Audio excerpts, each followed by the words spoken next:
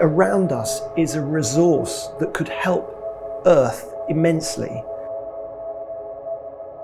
It's unlocking a future of a sustainable off-world environment.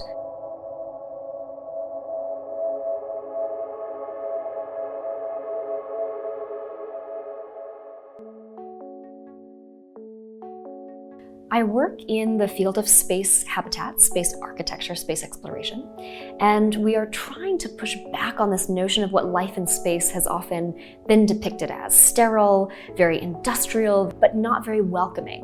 And the narrative of space exploration has begun to be too much about space for the sake of space. We're really interested in thinking about how can space be used to actually improve life on Earth. Why are we mining our planet, this beautiful garden planet? We see a real opportunity to bring some of the heavy industry on Earth out into low Earth orbit. Similarly for energy. Instead of trying to take energy from fossil fuels or things that are non-renewable resources on the Earth, we can build large-scale infrastructure like space-based solar power, capture that energy above the atmosphere, beam it back down to Earth for really profoundly clean tech energy. We're in a very strange time in history. Scientists have been warning for decades about climate change. It's been ignored, and now it's starting to come and loom up in our face. But around us is a resource that could help Earth immensely. So we need to create a new image, images maybe beyond the sterile, retro future images that kind of go back to the 50s. We've been inadvertently not making space aspirational and human and beautiful. We need a new visual language for space, one that supports a symbiotic relationship with Earth and nature. I think everyone who's been through COVID knows that what we can't really do without is our culture and our nature. So there's the nutritional dimension, but there's also the mental health dimension.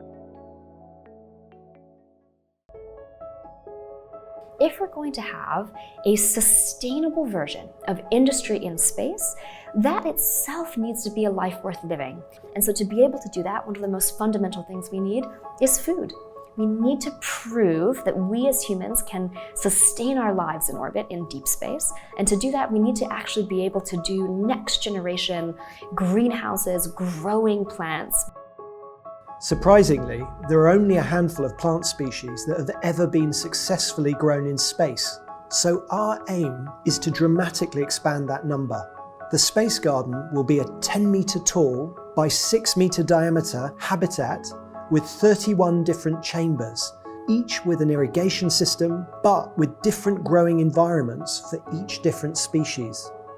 Then each of the 30 outer pods will have an external window with an openable impact shield mounted on it. These shields have telescopic arms which allow them to open up to let light in, but also to close down to protect the plants.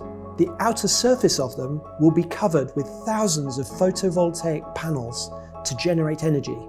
And in the center, there'll be a large inner chamber that will house a single hero species selected for its beauty and cultural significance. The plan is for it to be launched into space within the fairing of an existing rocket and then remain in low Earth orbit for a period of 12 months, significantly expanding our knowledge of the possibilities of space horticulture. The goal of Space Garden is to be the first main step in a step change in how we see our planet. It's unlocking a future of a sustainable off-world environment.